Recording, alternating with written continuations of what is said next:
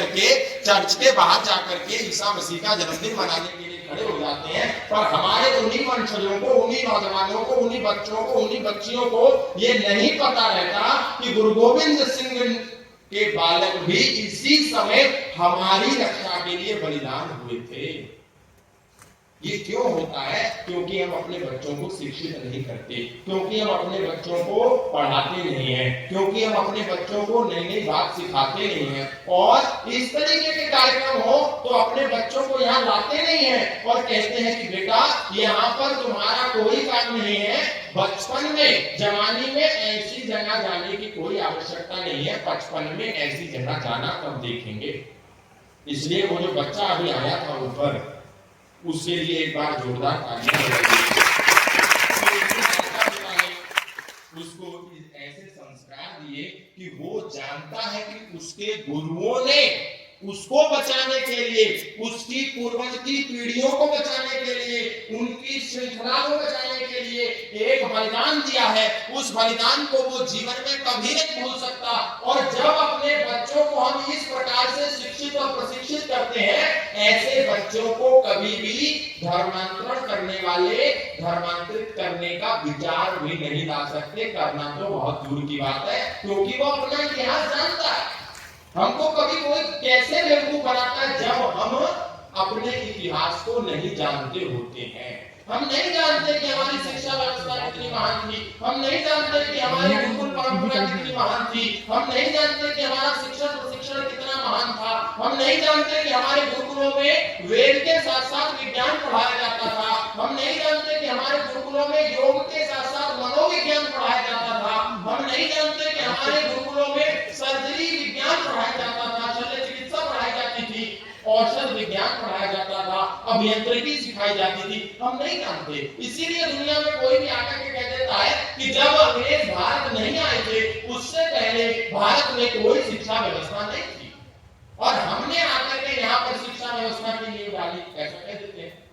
और हम इसको सुन लेते हैं क्योंकि हम पढ़ते नहीं, इसलिए हमारे पास तर्क नहीं होता। लेकिन यदि हम पढ़ें, इतिहास को पढ़ें, ग्रंथों को पढ़ें, स्वाध्याय करें, तो हमको पता चले, क्योंकि हम नहीं पढ़ते। इसलिए मार्क्स गर्गी ने कहा कि जो लोग अपनी भाषा, अपनी संस्कृति, अपनी परंपराओं से कट जाते हैं, विच्छेदित हो जाते हैं, वो वैसे ही होते हैं मानो जैसे कोई पेड़ अपनी जड़ से कट गया हो। लेकिन यदि हम पढ़े तो हमको पता चले कि ये तो झूठ बोला गया कि हम शिक्षा में बहुत पीछे थे, क्योंकि यदि ऐसा होता तो लॉर्ड मैकाले ब्रिटिश पार्लियामेंट में 2 फरवरी 1835 को खड़े होकर के ये नहीं कहता, I have traveled across the length and breadth of India, but I have not seen one person who is beggar, who is thief. Such wealth I have seen in this country, people of such high caliber, that I do not think we would ever conquer this nation unless we break the very backbone of this country, which is her spiritual and cultural heritage. So if we want to break this backbone, we need to replace the old and ancient education system of India, so that we can make them what we want them to be, a truly dominant nation. किसी और ने नहीं कहा, Macaulay खुद कह रहा है। लेकिन क्योंकि हमने नहीं पढ़ा, इसीलिए किसी ने भी आकर के हमको कहा कि भारत में अंग्रेजों के आने से पहले शिक्षा व्यवस्था नहीं थी, हम सपेरों के देश थे, हम फकीरों के देश थे, हम पत्ते बांध करके रहते थे, हमको मानना पड़ा। लेकिन पढ़ते तो पता चलता कि लॉर्ड मैकाले ये कह रहा है कि मैंने इस भारत का भ्रमण पूरा उत्तर से लेकर के दक्षिण तक, पूर्व से लेकर के पश्चिम तक, कश्मीर से लेकर के कन्याकुमारी तक, कच्छ से लेकर के कच्छार तक किया है, लेकिन मुझे यहाँ पर एक भी व्यक्ति दलित और भिखारी नहीं मिला। यहाँ के लोगों का बौद्धिक स्तर इतना ऊंचा है कि हम चाह करके भी इनको गुलाम नहीं बना सकते। जब तक हम इनकी सांस्कृतिक संपदा की जो रीढ़ है, गुरुकुल शिक्षा परंपरा, उसको ना तोड़ दें, तब तक इनको गुलाम नहीं बनाया जा सकता। इसीलिए यदि इनको गुलाम बनाना है तो इनकी प्राचीन शिक्षा व्यवस्था को रिप्लेस कर दो, उसको एलिमिनेट कर दो और उसके स्थान पर अंग्रेजी शिक्षा व्यवस्था का बीजारोपण कर दो। उसके बाद हम इनको गुलाम बना पाएंगे और वैसा बना पाएंगे जैसा हम चाहते हैं। और इसी के स्थान पर एक नया बीजारोपित किया कि गुरुकुल में पढ़ने वाला क्या बन सकता है। सकता है। और वही सिद्धांत जो उन्होंने बीज बोया आज हमारे नसों में, हमारे घरों में, हमारे हृदयों में, हमारे मनों में वो बात घुसी हुई है कि गुरुकुल में पढ़ने वाला क्या बन सकता है। ये गुरुकुल परंपरा तो बहुत पुरानी चीज है, ये तो ओल्ड फैशन है। गुरुकुल में पढ़ करके तो मेरा बेटा आउटडेटेड हो जाएगा, गुरुकुल में पढ़ करके तो मेरी बेटी ओल्ड फैशन हो जाएगी, गुरुकुल में पढ़ करके तो मेरा बेटा चोटी वाला बन सकता है, धोती वाला बन सकता है, लंगोटी वाला बन सकता है, पंडित बन सकता है, पुरोहित बन सकता है, ब्राह्मण बन सकता है, और इससे अधिक मेरा गुरुकुल में पढ़ करके बच्चा कुछ नहीं बन सकता। क्योंकि हमने कभी पुस्तकें उठा करके देखी नहीं, इतिहास को पढ़ा नहीं कि शल्य चिकित्सा का जनक भारत ही केवल सुश्रुत को नहीं मानता, ऑस्ट्रेलिया के कई चिकित्सक संस्थान भी मानते हैं। और जिन्होंने पढ़ा होगा वो जानते हैं कि ऑस्ट्रेलिया के कई मेडिकल इंस्टीट्यूशंस के बाहर सुश्रुत की प्रतिमा लगी हुई है और उसके ऊपर लिखा हुआ है फादर ऑफ सर्जरी महर्षि सुश्रुत। ये सुश्रुत कहीं ऑक्सफोर्ड में पढ़ने नहीं गए थे, कहीं कैम्ब्रिज में पढ़ने नहीं गए थे, ये सुश्रुत कहीं पर भी जाकर के विदेशी विश्वविद्यालय में नहीं पढ़े थे। इस सुश्रुत नाम के महर्षि ने यदि कहीं शिक्षा ली थी, कहीं प्रशिक्षण लिया था, तो वो गुरुकुलों में ही लिया था। लेकिन क्योंकि हम नहीं जानते इसलिए कोई भी कह देता है कि गुरुकुल में पढ़ करके डॉक्टर नहीं बना जा सकता। हम ये नहीं जानते कि विमान को पहले बनाने वाला, उड़ाने वाला यदि कोई था तो महर्षि भारद्वाज थे, जिन्होंने विमान शास्त्र नाम की एक बृहद ग्रंथ लिखा और उसमें 300 प्रकार के विमान बनाने की विद्या को संग्रहित किया।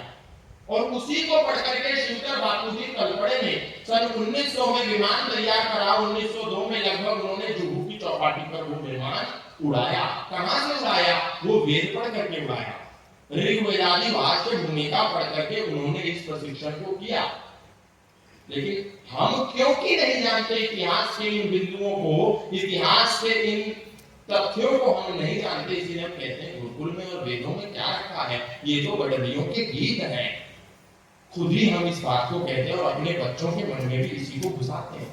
हम यदि पढ़े तो हमें पता चलेगा कि विश्व आज दुनिया का सबसे बड़ा मनोवैज्ञानिक किसी पाश्चात्य देश के व्यक्ति को नहीं मानता।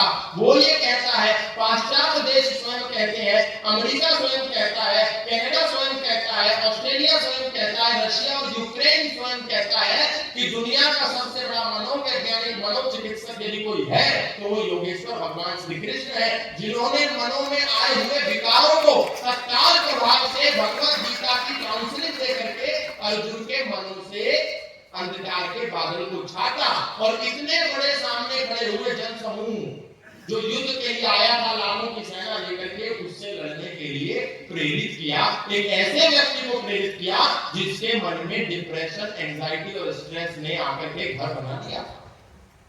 लेकिन हम ना जानने के कारण गलत रास्तों पर चलते हैं। अंग्रेज जानते थे कि यदि ये भारतीय शिक्षा परंपरा का सम्मान करेंगे, यदि ये भारतीय व्यवस्था का सम्मान करेंगे, तो इनको कभी भी गुलाम नहीं बनाया जा सकता। जब उन्होंने देखा कि मुगलों की इतने लंबे हुकूमत, इतने लंबे शासन के बाद भी भारतीय संस्कृति आज भी जीवित है, आज भी यहाँ पर ये चल रही है, आखिर क्या कारण है कि हम भारत के नौजवान के हाथ काटते हैं, भारत के नौजवानों के अंगूठे खींचते हैं, भारत के नौजवानों के नाखून तोड़ देते हैं, भारत के नौजवान को बोटी बोटी काट देते हैं, बावजूद इसके भारत का नौजवान धर्म परिवर्तन नहीं करता। और अंग्रेज ने जब इस बात का शोध किया कि इतिहास में भी ऐसा ही है कि जब मुगलों ने इन पर हुकूमत करी, मुगलों ने इनको गुलाम बनाया, मुगलों ने भारतीयों पर आकर के उनको प्रताड़ित किया, उनको धर्मांतरित करने के लिए मजबूर किया, तो भी भारत का नौजवान